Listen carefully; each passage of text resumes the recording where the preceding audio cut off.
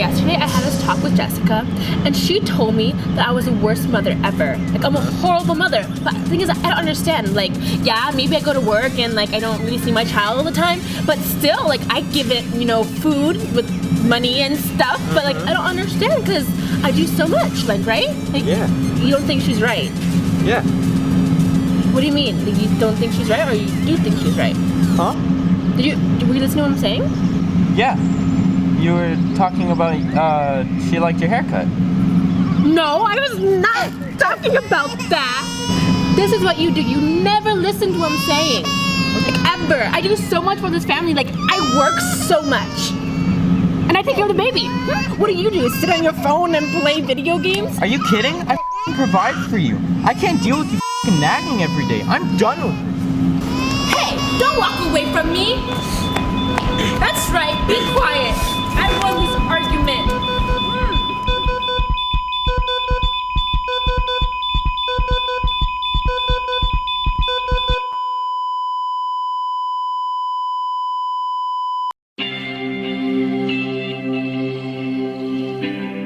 There could be numerous risk factors for heart attack, leading to the appalling statistics.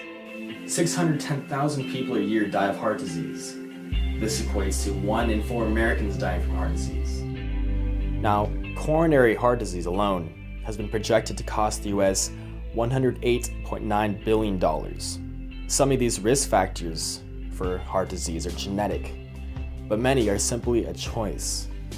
A lack of exercise, poor diet, obesity, smoking, and high stress levels are dangerous individually, but when combined, can become lethal in the long term. Overall, these stressors combine to cause high cholesterol and especially hypertension or high blood pressure.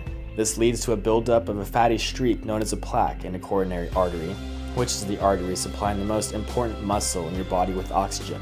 A fibrous cap forms to protect and encase this buildup for a while, but the cap also causes inflammation and the plaque can break through the cap into the artery itself. Platelets can rapidly adhere to the plaque, and this sort of snowballing cascade of events causes blockage of the artery and then cellular death. If the heart muscle is damaged, leading to an arrhythmia, it can lead to a cessation of the electrical signal and cardiac arrest.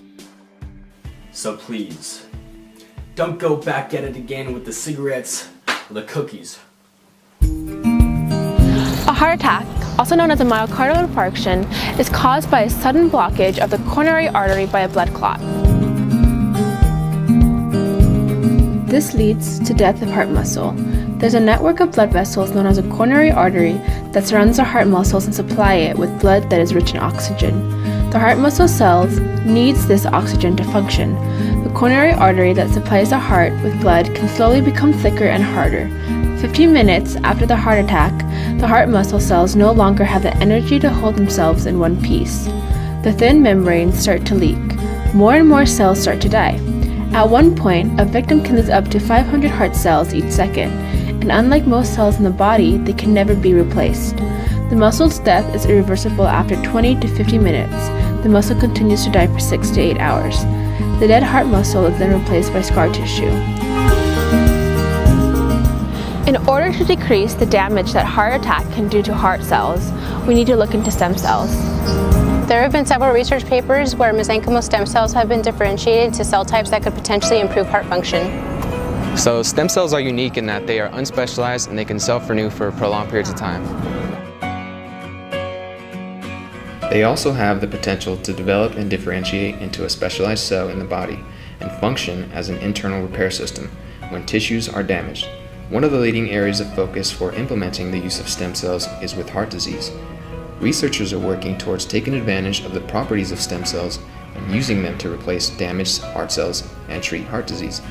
New research in cardiomyocyte regeneration in rats has shown much promise.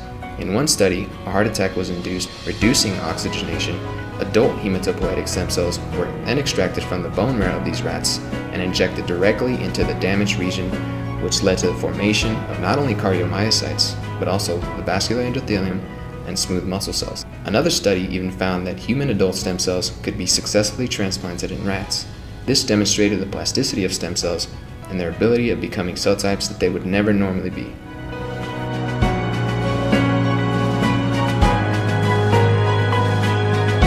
Of course, rats and humans are significantly different species, but there's much promise in the field of stem cells towards transitioning away from conventional treatment and dependence on compatible donors. There is also a clinical trial right now at the Texas Heart Institute in using stem cells to treat patients with heart failure. As you can see, we're on the frontier of using stem cells in repairing heart function. To be able to replace damaged heart cells, we need to look at how heart cells develop from stem cells. We know that each type of tissue in the body comes from one of the 3 germ layers that arise during gastrulation: the endoderm, the mesoderm, and the ectoderm. The heart arises from stem cells in the mesoderm, specifically the lateral plate mesoderm. During development, the primitive streak forms and the flat embryo folds along its axis, giving the embryo its tubular shape. Now, as a result of the folding, the lateral endocardial tubes come together ventral to the embryo and fuse to form a single heart tube. This primitive heart tube would then develop into the 4-chamber heart that keeps all of us alive. So the next question is, what are the exact mechanisms that turn a blank stem cell into a beating heart cell? Thank you, RK. There have been many studies to demonstrate that particular cells can be multipotent. The challenge is to actually differentiate cells into a particular specialized cell.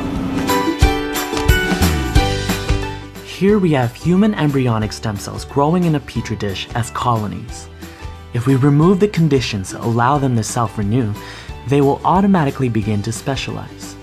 And like most stem cells, you need a specific array of transcription factors in order to transform them into specialized cells. For cardiomyocytes, these transcription factors include, but not limited to, GATA4, MEF2, and NKX2.5. After that, with a correct growing environment in a culture dish, you can hope to find live cardiomyocytes that beat spontaneously, just like normal heart muscle cells. So now we know how cells differentiate. The next question is, how do we harvest these cells? For cardiac repair, there are many places we can harvest these stem cells from. Let's talk about some of these sources. Several different types of cells have been used in both animal studies and patients to promote the repair of damaged myocardium. The 2 main sources of stem cells are adult stem cells and embryonic stem cells. So for embryonic stem cells, they are derived from the inner mass of developing embryos during the blastocyst stage. Characteristic features of embryonic stem cells include their proliferative, self-renewing properties, and their ability to differentiate into a wide variety of cell types, including cardiomyocytes. For adult stem cells, we have bone marrow-derived stem cells. Several different types of stem cells can be isolated from adult bone marrow. Examples of some of these subpopulations of cells include hematopoietic stem cells, endothelial progenitors, and mesenchymal stem cells. Also, we have skeletal myoblasts. They are a population of progenitor cells that can be isolated from skeletal muscle biopsies and expanded in vitro. They can differentiate into myotubes and exhibit skeletal muscle phenotype after transplantation, leading to improvements in left ventricular systolic and diastolic function. Lastly, we have resident cardiac stem cells. Several investigators have recently identified a population of stem cells within the myocardium that are capable of differentiating into cardiac myocytes. It's recently been reported that these cells can be harvested from cardiac biopsies. However, at present, these cells are still limited in number and require ex vivo separation and expansion over several weeks. Although some of these sources have proven positive results from being reimplanted into patients, there's still many trials occurring to prove its success rate.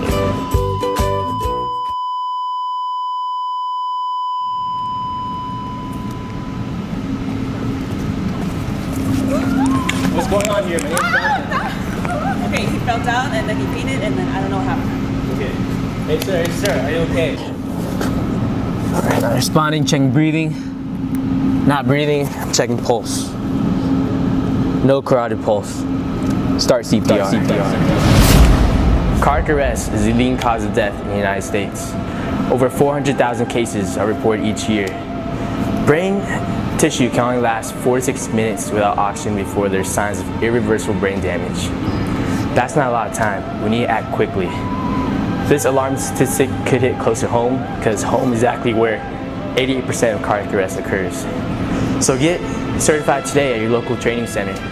Visit thecpro.com/UCR for CPR classes right here on campus at UC Riverside.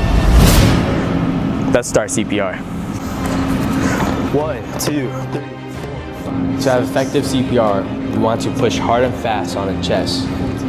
This action allows us to provide circulation, the oxygen-rich blood to reach the vital organs such as the brain and the heart. The rate that we do our compressions is 100 beats per minute, or the BG's staying alive.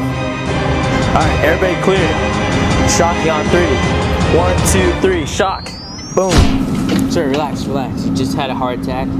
You went to cardiac arrest. You're gonna be okay. I'm bringing over your wife now, okay? No, please don't. Wait here. Thank God you're alive. I thought I was gonna lose you. Look at baby, he's alive.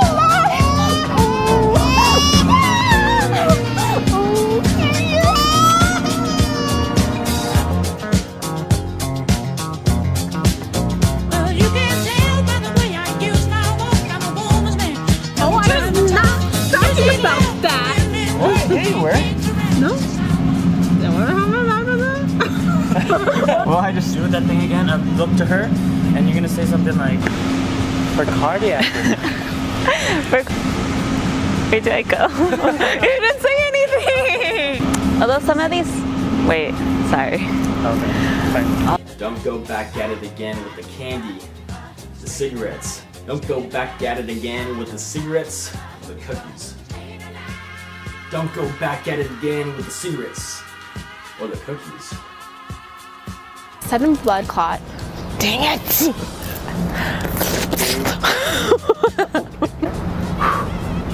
Just gonna walk like slowly, like That.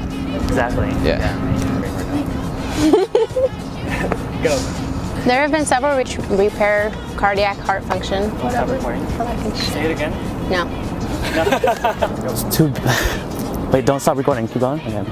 These blank stem cells into. Bleh. Don't stop recording. Trying to differentiate cells, or trying to shit. So there have been many studies trying to shit. Potential. What's going on here? 3, shock. 1, 2, 3, shock. 1, 2, 3, shock. It's still alive.